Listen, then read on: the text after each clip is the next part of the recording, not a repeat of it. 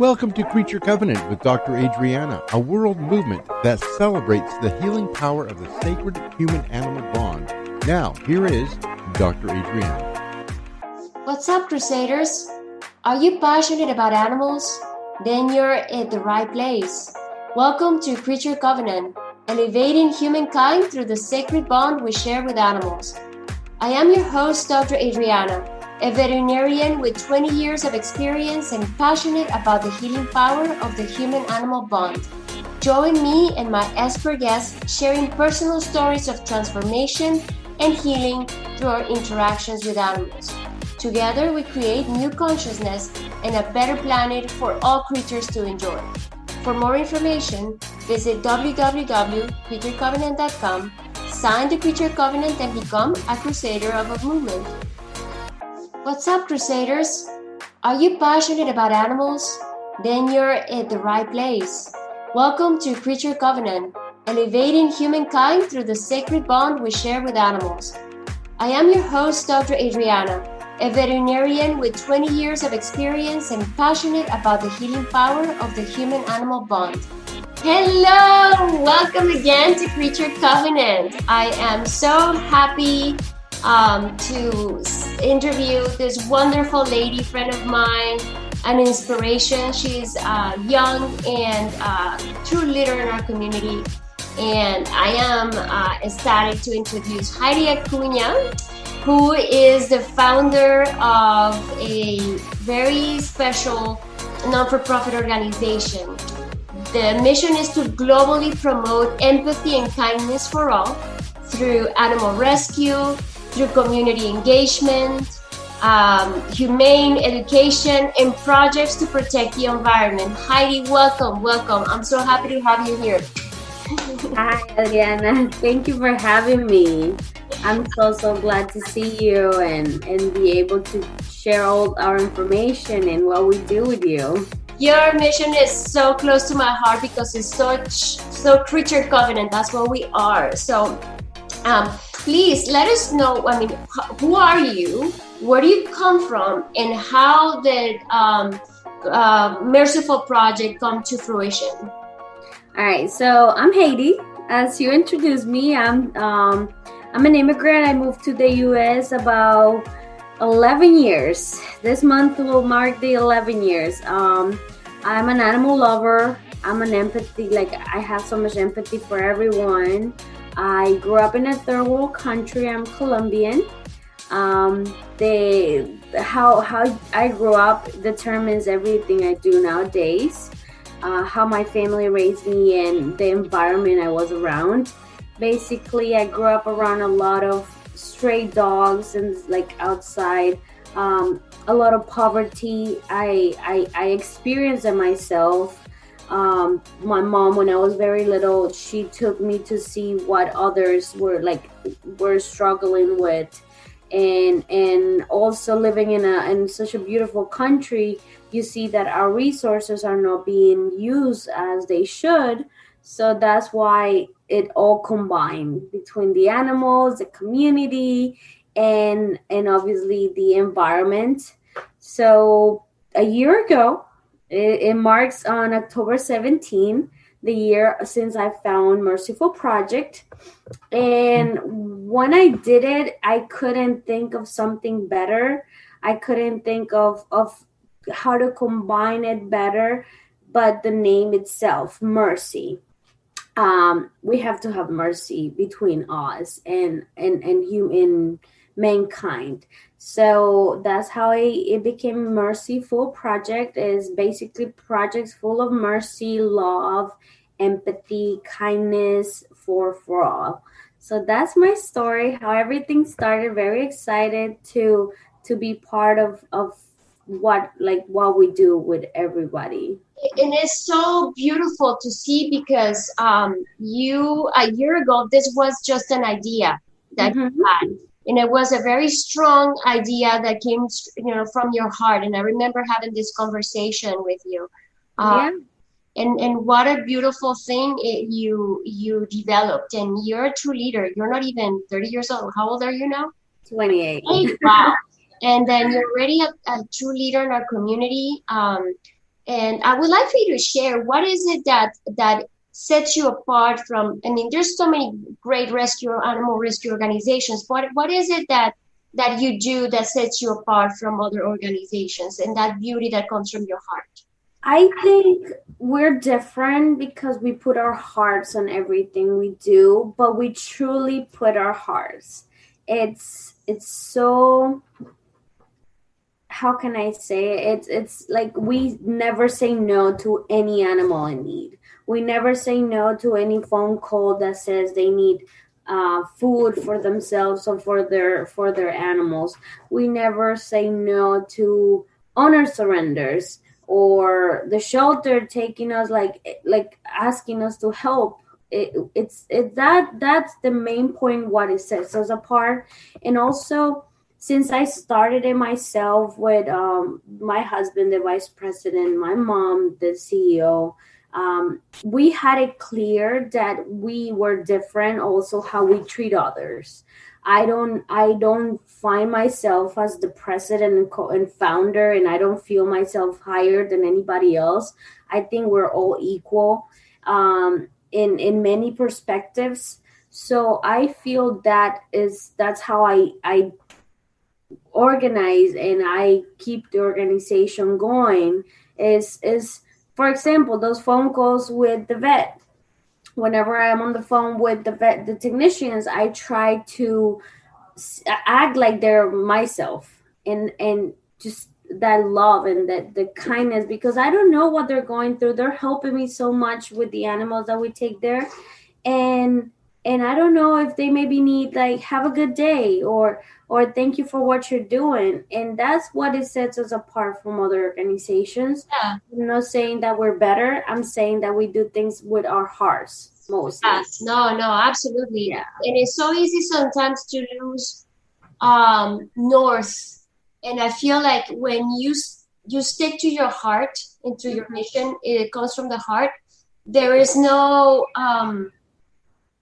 there is weaknesses and there is challenges, but in the end, when you lead from the heart, it is an authentic and true, purpose-driven It is mission, right? It is, and since day one, Adriana, you know me for a couple of years. I started it. I thought I knew what I was doing since day one. Then a lot of things started to happen, but believe it or not, there was always, and there has been always an answer for every problem that we faced. I'm gonna give you a quick example. A dog that is aggressive that we pull out from the shelter, and I had no fosters. I had no one that would help me with this aggressive dog. Then I found out that I had an application waiting to foster a foster home. I call her and she's okay. Yeah, bring him. I want to see why he's so aggressive. I brought him to her house, and he turned out to be the sweetest dog ever. And going from that to that is I think is like a miracle. It's like so many solutions happening down the road. And I feel that I truly feel it's because we do everything with our hearts. Like we put our hearts, our brains, our everything on it. And that's how we get back what we get back. We get donations of food. We get great, amazing foster homes that I want to thank today. Like without them, I couldn't do anything. Our volunteers, our donors. I had a dog named Coda, and she needed a $5,000 surgery, Adriana. And you're not gonna believe me this. Somebody, an anonymous person, called the vet and paid that amount of money. I don't know who she is. Oh my God. She paid it. That's amazing. And whoever did this was God sent, right? Yes. Like an angel in her life. Now she's a happy puppy playing everywhere. She had a hip dysplasia, two a broken femur, super skinny. And this person, I wanted to mention it, like this person out there, if you're hearing me, Thank you. You are an angel in our lives. Thank you. Thank you so much. I don't know her name. I don't know her, like nothing. She completely paid full amount, full treatment, never said a word. That is so beautiful. That Yeah. is beautiful. Yeah. Wow. And then that happens. I see that you guys go sometimes with a leap of faith, right? Because you just go in and said, well, we're going to come up with the money. Somehow something is going to happen. And suddenly, like, the resources starts flowing and you guys end up doing, accomplishing your mission, right? Yeah. And it comes to the next and the next, right? So it does. It's beautiful. It's so beautiful. And I think we live in a very conscious and great-hearted community, you know. Yeah.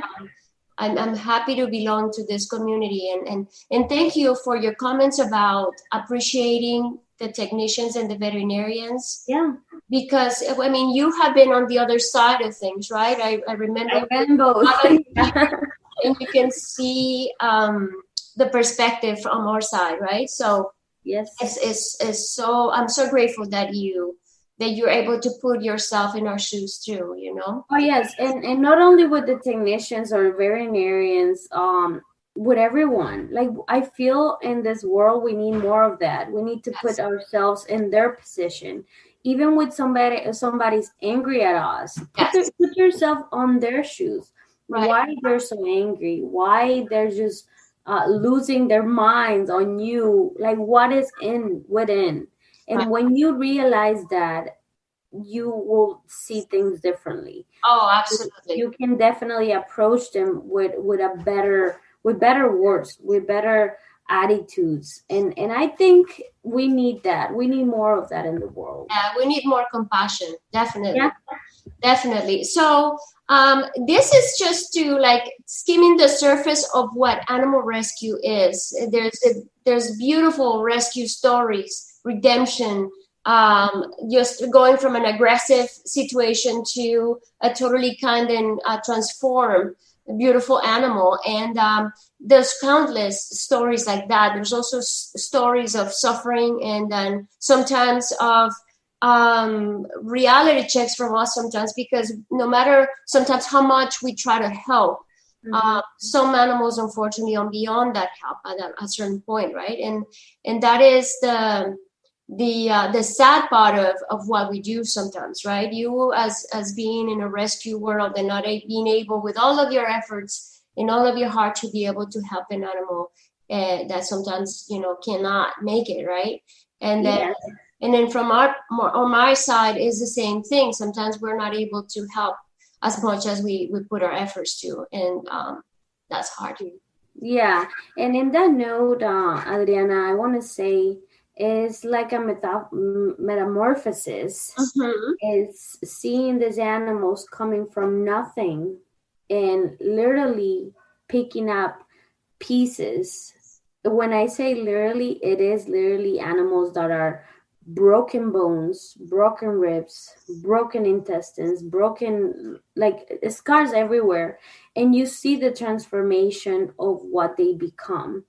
And this transformation is because of all the support that we get.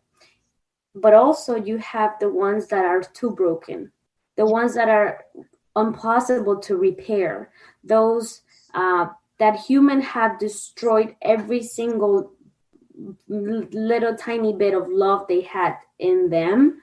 And it's impossible for us to return it back to them, even if we try over and over and over. And those are the most difficult animal rescue cases, the ones that, you know, you've done every single thing you can, but you cannot turn it around. And it can be not only medical, it's behavioral too.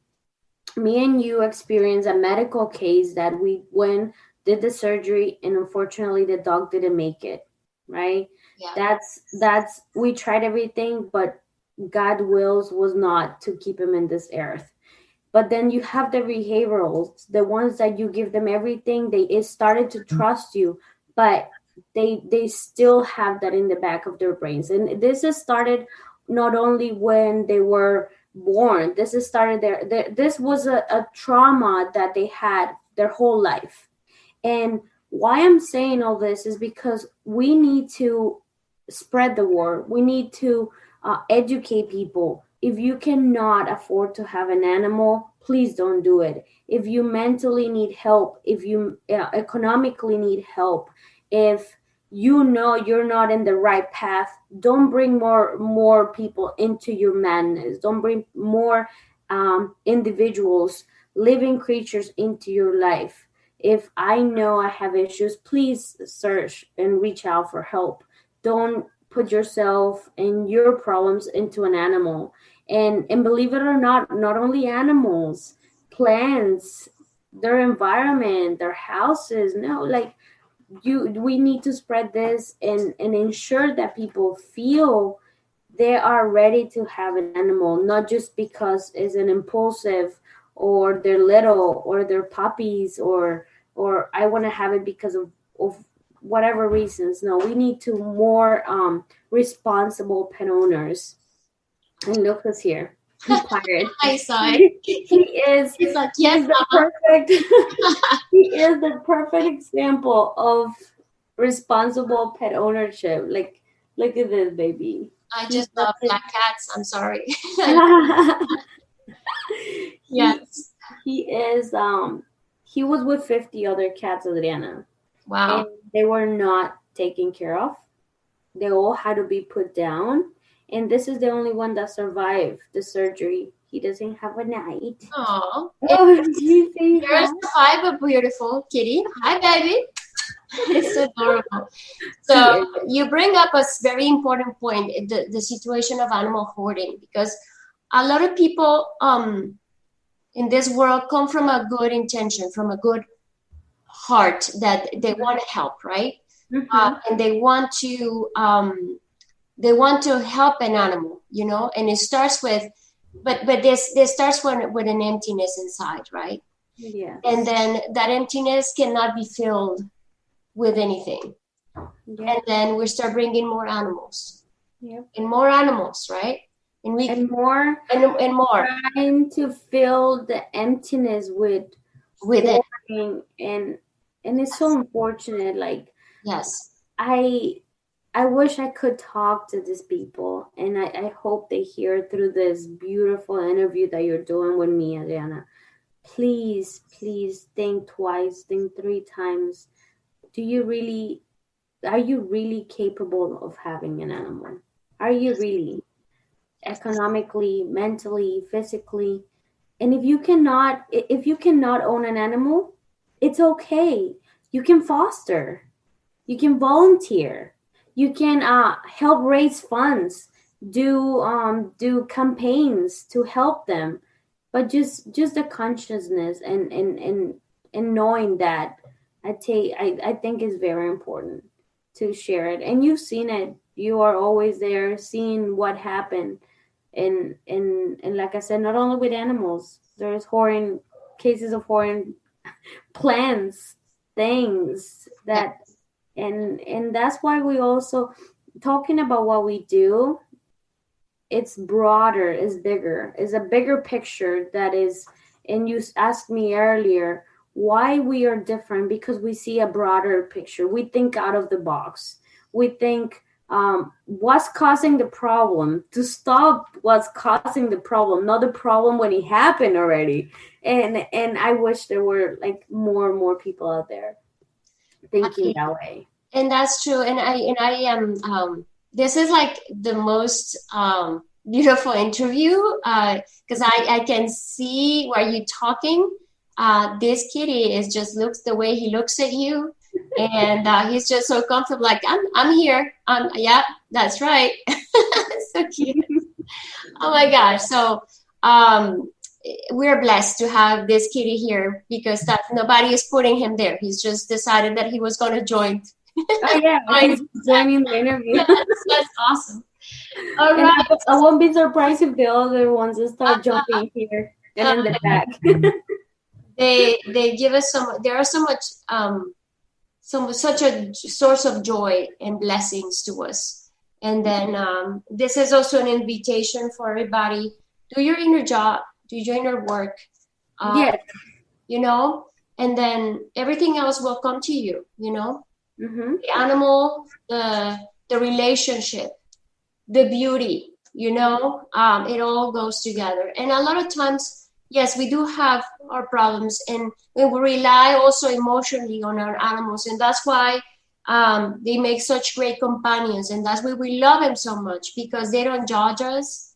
They love us regardless, right? Mm-hmm. They don't think if we're poor or rich or the size of our pockets, or if you're the CEO, or if you live in the streets. It doesn't matter.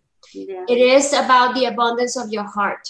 And Mm-hmm. that's the beauty about our relationship with animals. They see us for who we are, right? And they Yeah, and I think we need to learn more from them. yes, We need to learn how not to criticize each other, how to just love unconditionally. yeah. And I want to quote a song. I don't know if you ever heard it. Where is the love?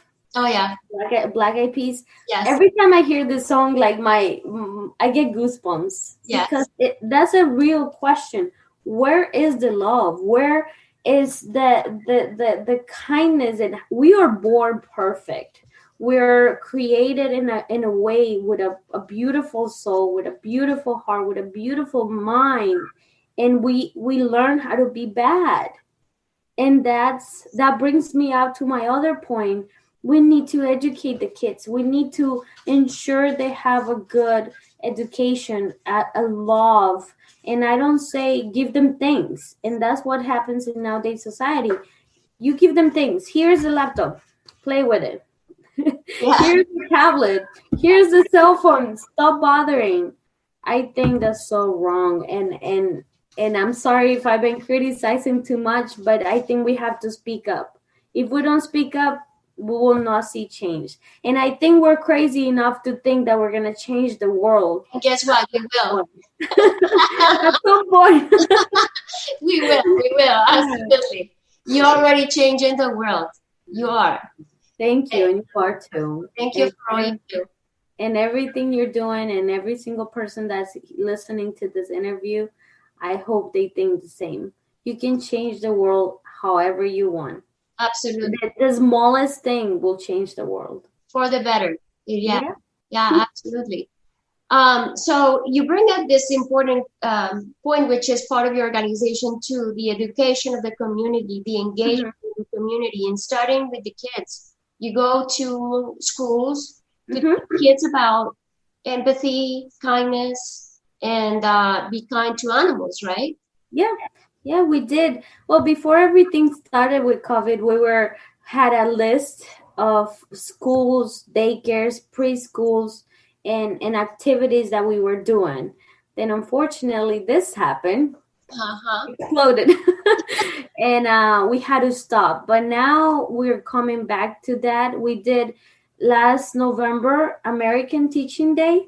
And we brought what we are to the community. We went to a school that is part of another nonprofit organization, and we showed the kids how to behave around animals, plants, people, and everybody was so happy. Like all the kids left with their little stuffed animal.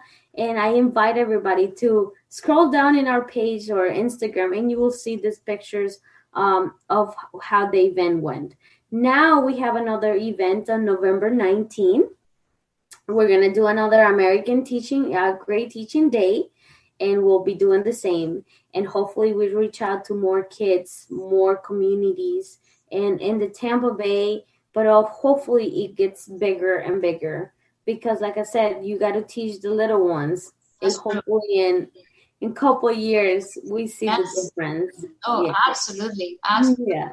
And something that I just applaud you for starting too is rescuing parks of our city. And I want you to share your story with this, because it's so powerful what you guys are doing and how you're changing communities just by example. Yeah. Let us know what you guys do. So it's a partnership that we have with Keeping Tampa Bay Beautiful. We adopted 2 locations in Tampa, One is 8th Avenue in Ybor City. I'm sure a lot of people have been to this historical, beautiful place that is filled with restaurants, bars, history. But no one, I think, really stop and say, okay, why it's so beautiful? What's keeping it so beautiful? So this partnership was to adopt 8th Avenue, basically from like it crosses the whole Ybor City area, and we go there. We lead by example. We invite volunteers from high schools, college. There is a college in Ybor that we invite also to come join us. Let's clean it up. It's so beautiful, but if you look down, you will find cans of beer, bottles of water. There is roosters in that area, and you will see the roosters eating Oh, yeah. yeah. Filters, And yeah. yes, and when I created this partnership about Ybor City, it really touched my heart because we need to keep it clean, not only for the people that's visiting from out of town, no, from the habitats of the city itself. The roosters, all the little bugs in the grass, they need a clean environment. And we do that, and we also adopted Robles Park. Uh-huh. What's special about Robles Park? It's a park that is in the middle of a not so so nice community. Unfortunately, there is low income area in town. Like the neighbors don't have that many resources. It's blooming now that it's close to downtown Tampa, but it's actually next to an apartment complex that it used to be a back in the 1960s is where they bury African Americans, and where a lot of bad things happen. And I want you to like research a little more, and whoever is listening to us, it was a cemetery. Uh-huh. And some developers came, didn't do their research, didn't care, and built an apartment complex in top of the cemetery. Oh my God. So that park is next to that community. And it's heartbreaking. It's heartbreaking to know that all these families, low income families that need help, that need resources, that need education, that need so much, were put in top of a cemetery. And now is a big thing happening in that Robles Park area. So when I saw the park, it is absolutely beautiful. It has a lake in the middle. It has a park. It has for the kids to play. I don't know, baby. You see how it's like, yeah. But attention. Me. And I thought it was my responsibility to bring that to us, to show this community what they deserve. They deserve a clean park where their kids can play. They deserve a dog free, because there's a drug issue happening in that park as well. We've been contacting the Tampa police authorities. They have come to the park, and I have shown them not only cleaning the lake, not only cleaning the grass, not only cleaning the playground area, but also cleaning the community, showing the kids this what you see of homeless, and also the homeless. We've been feeding them as well. So it's like a whole bigger circle of adopting those two areas. That yes, we're a nonprofit organization, and we have community projects, and we have environmental protection. But when you combine those two, that's a win. That's a completely win. So we are working again, and every single month we try to do the cleanup, and we have many volunteers. The first time it was only 3 volunteers. And now it's closer like to 20, 15, between 15 and 25 volunteers when we do that. People bring their kayaks, they get in the lake, they start getting the trash out. There are birds, there are turtles, there are fish. There are so many animals in this little like ecosystem that is so overwhelming to see what we can do to help them. It's awesome because you guys are raising the vibration. Mm-hmm. When you raise the vibration, people learn to live in that next high, right? Yeah. And you transform people's lives. Yeah. And dignity and care, and that is what love does, right? That's what love does. And it is. It's just showing the love. I don't know the people that lives in the neighborhood. I personally don't. So when this started, some neighbors started to come out and ask questions like, what are you guys doing? This is the job of the city. I pay my taxes. And I educate them. I was like, yeah, you pay your taxes. You get the city to clean it. But doesn't it feel good that you are taking care of your own environment and you're providing a better place for these kids? Even for yourself, you can go run, you can go ride a bike, and it's beautiful. It's a beautiful place. But unfortunately, and I want to mention this, is by I-275. So all the trash that people throw out of the door, out of their window, washes out to the lake, washes out to the park. So this is another invitation. Do not litter. Please, please, please keep your trash in your car, in your pocket, find a trash can, recycle bin, and throw it. Please, please, please.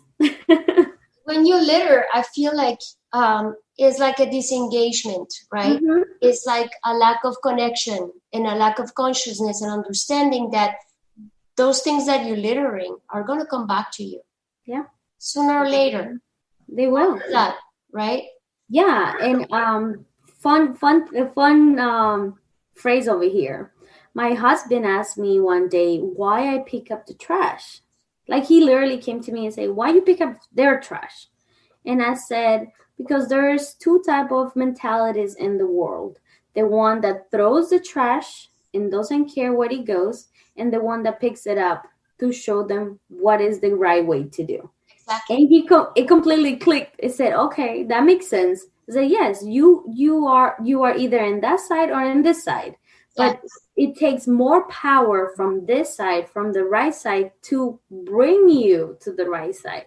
And that's why we're here, to bring not only the one that throw trash, to bring the one that doesn't know how to have an animal, doesn't know how to connect with others, that the one that maybe thinks that he's by himself or she's by herself in the world. It takes more. And if all of us are in this side, again, we'll have a better world. You probably remember this years ago.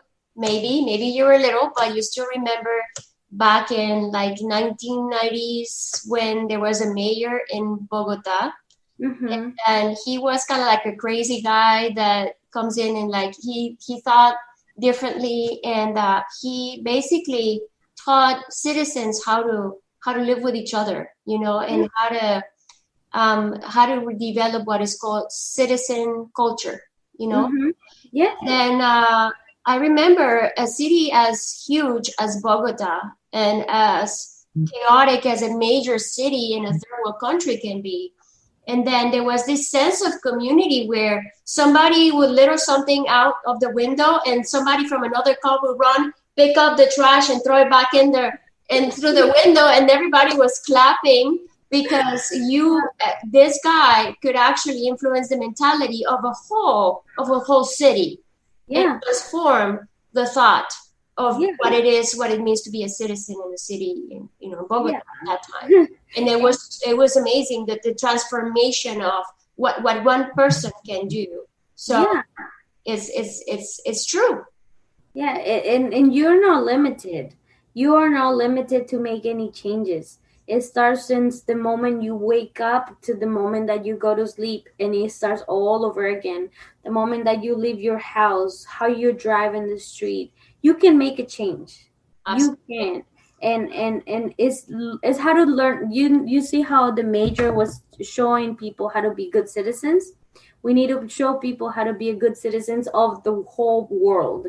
Not to think this is my little space. I know how to do this. I like the mindset is just set on that little space. No, think bigger. And I remember in Bogota, it's a chaotic city, and it's people from all over the country, even from all over the world. Just to keep it clean, keep it organized, it takes a lot. And all these leaders take their work very serious. But again, you don't have to be a leader. You can be a follower, but you can still follow the right things as well. And I think that's the key. That's the key for just to make change in general. That's amazing. Talking about change and influencing. I mean, I know that a lot of what you do is work with the homeless. The homeless. How? Tell us about the story about the story about the homeless project, and how does that evolve, and what type of transformation you've seen. Yeah. So the homeless started, and I'm gonna give you a little back story. Back home when I was little, I said, I think I mentioned it earlier. You will see people outside begging for food, for Yeah. money, and I want to thank the way my mom raised me. She always showed me to look not down on them, to look at them as it was us.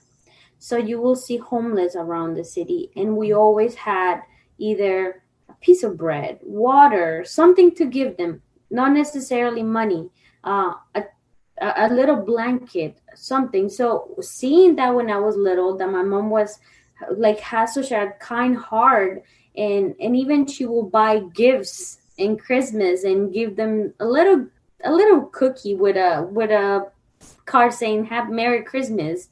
Um, it brought me to this point, to where I am right now.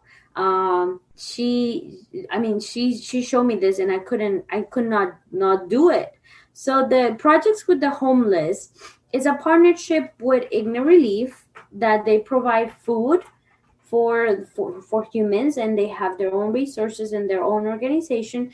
We met Igna Relief, and we bring them pet food for their animals when they need it. And we also, whenever we get any supplies from human food, they distribute this at the food pantry.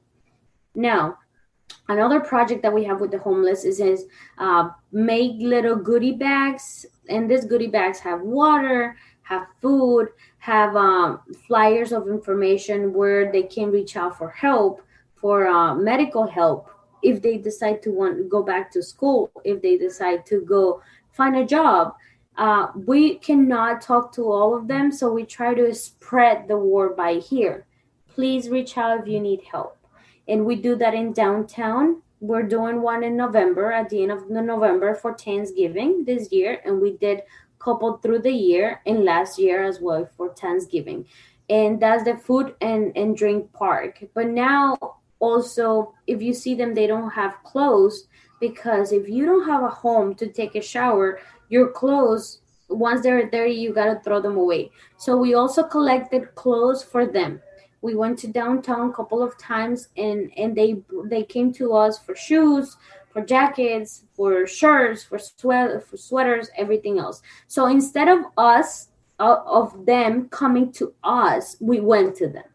Okay, because it takes, when we were talking about like reach out if you need help, blah blah blah, it also takes a lot for you to accept that you need help. So if us as an organization go to them, I think that's even better, because we're not asking them questions. We're simply going there and asking them, here it is, the help. You need it, take it, please. And they do. And they come to us and they say, oh, thank you for this. Thank you for this. Backpacks. We gave them, as I said, clothes, shoes, and that. And we also have another project that is basically not going to them the day of, but we're simply wrapping jackets around trees, and if they need it, they will take. You can, and it doesn't have to be for homeless. It can be for anyone. Maybe the UT, University of Tampa student. It takes a lot for them to be in college. Sometimes they work. If they're passing by the tree, they can just grab the sweater if they need it. So it's giving them without asking what you need, why you need it, how you need it, is just bringing it to them for the homeless. So it has shown that, and people that had our information, they call us, and I received a call a couple months ago, and of this man that had a dog, and I talked to him for a long time.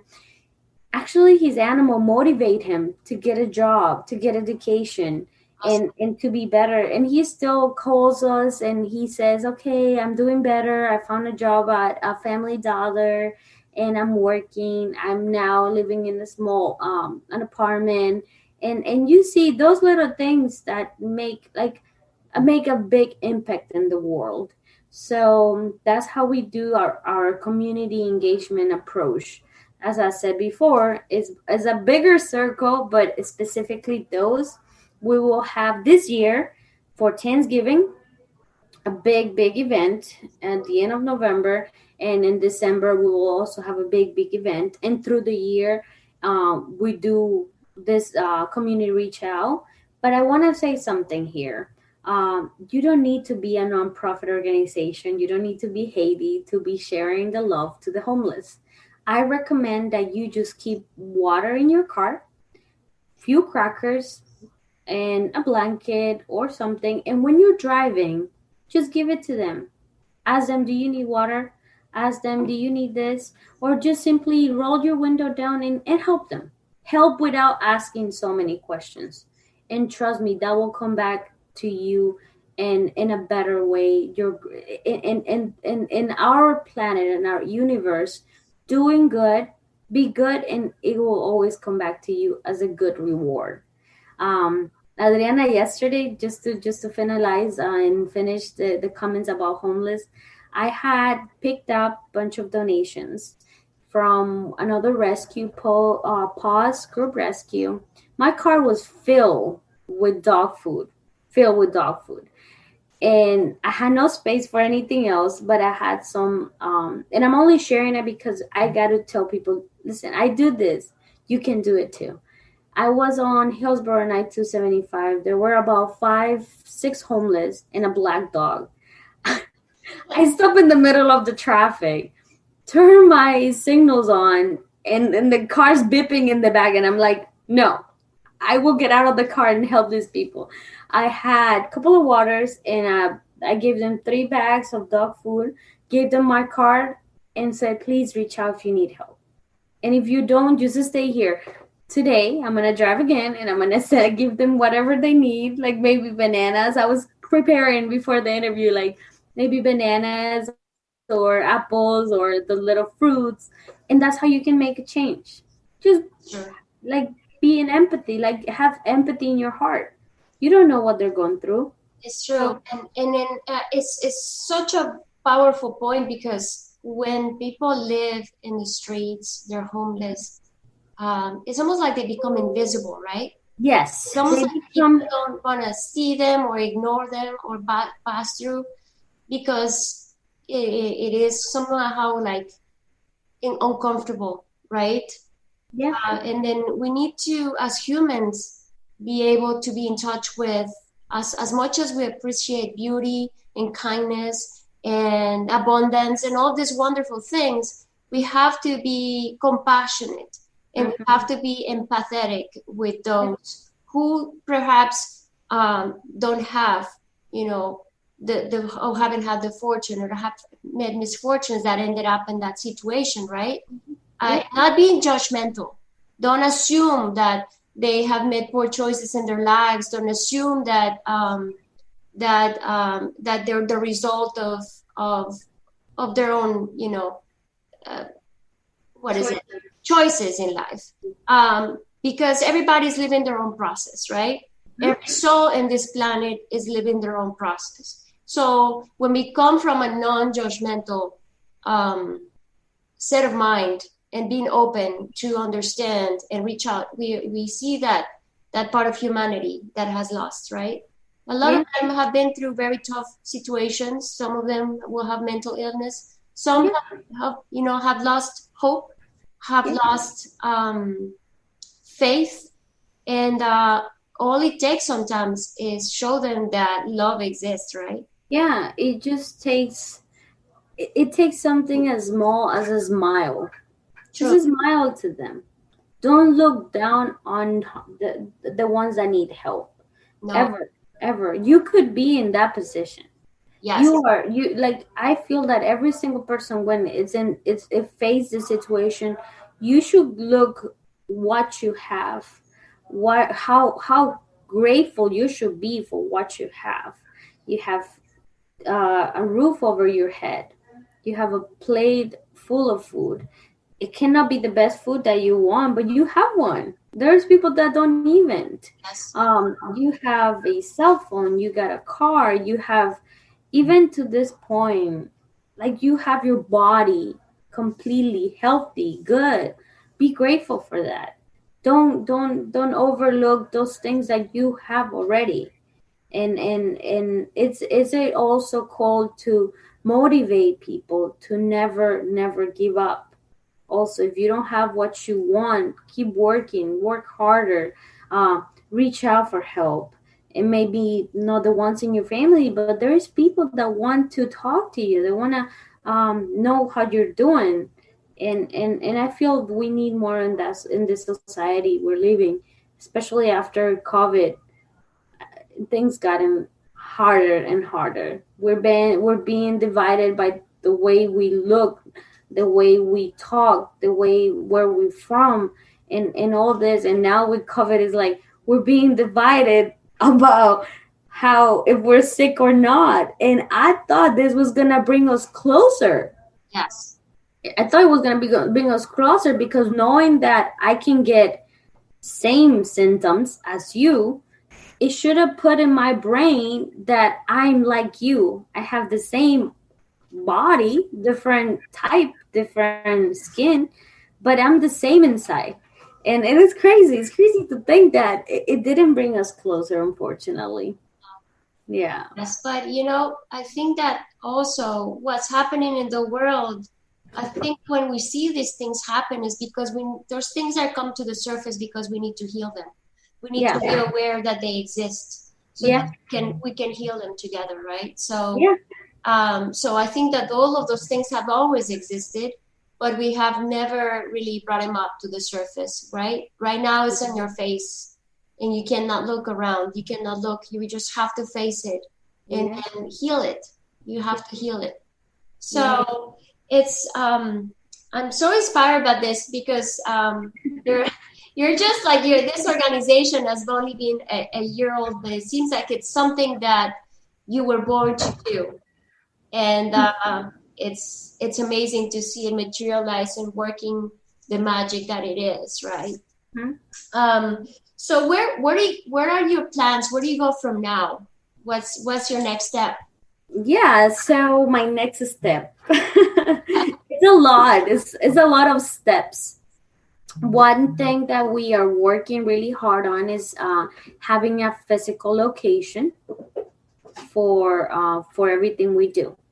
Right now, that's our main purpose: raising the funds, raising the help, the volunteers to have the physical location. But in the meantime, keep doing what we've been doing and doing it more and more. The last Saturday, so around this time, we were celebrating our 1 year anniversary. We had an adoption event. We had food. We had people coming over to say hi, adopters, everyone, volunteers, and everything. It was a complete success. And it kind of opened the door of what's next, the question that you just asked us. So the next is the physical location that we hope to raise the funds to have it, to do everything that we do with the animal rescue, to do everything that we want to do with the community, engage more, have a place where people can just stop by and ask or for help or talk to us what they need. So that's what's next. And also we have a bigger project happening in Colombia.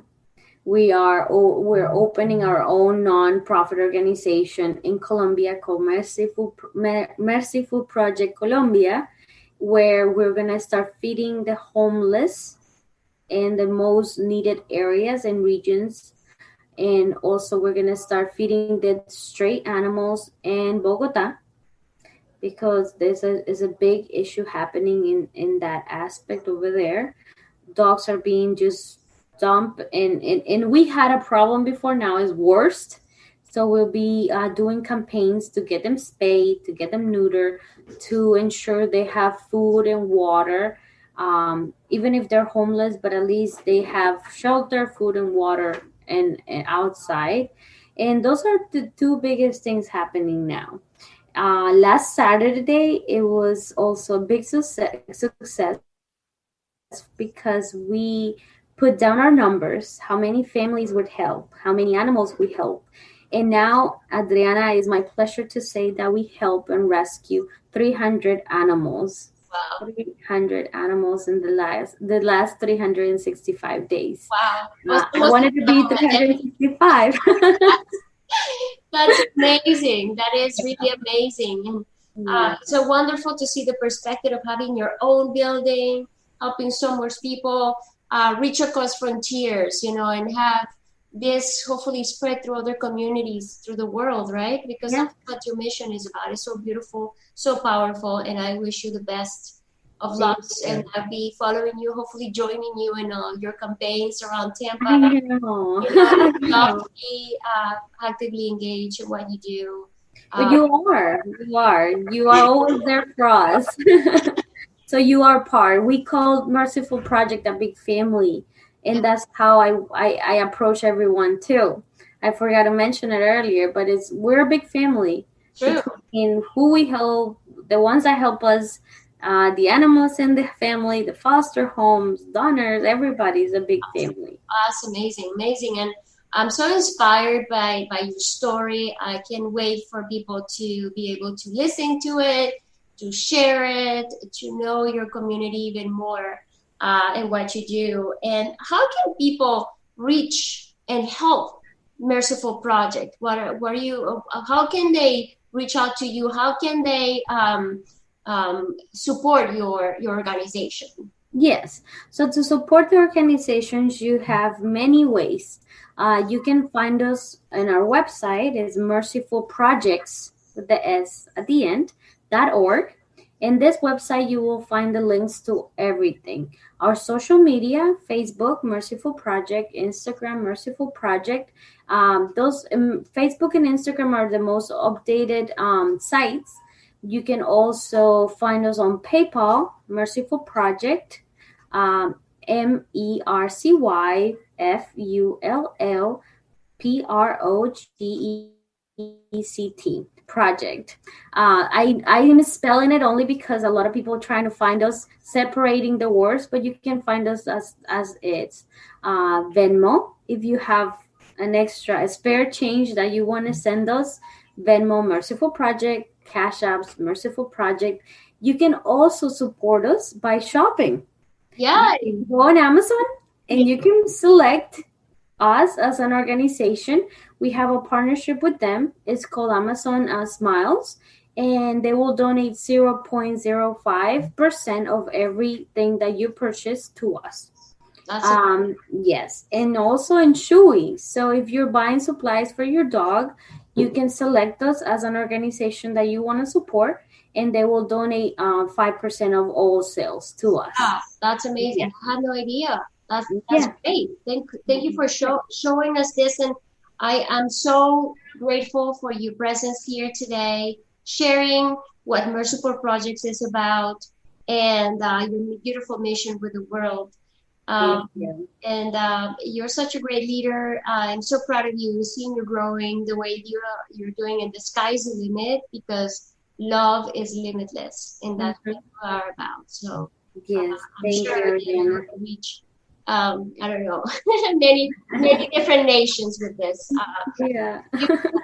And I want to honor you, honor your volunteers, honor your fosters, and that's another way that people can help in our community, is becoming a foster home, right? And that's Yes. right now. So I mentioned how to donate monetarily, but you can donate things as well, supplies. So we have our address and our website and everywhere else. If you feel that you have things to donate, as I mentioned, any pet supplies, any clothes, blankets, things that you don't use. But also you can donate it in person. You can contact us, become a foster home. We're a foster home based animal rescue. These foster homes are the ones that make the difference, the ones that you are doing what a superhero will do. I call my foster homes superheroes, and I want to mention and I want to send a big shout out for them.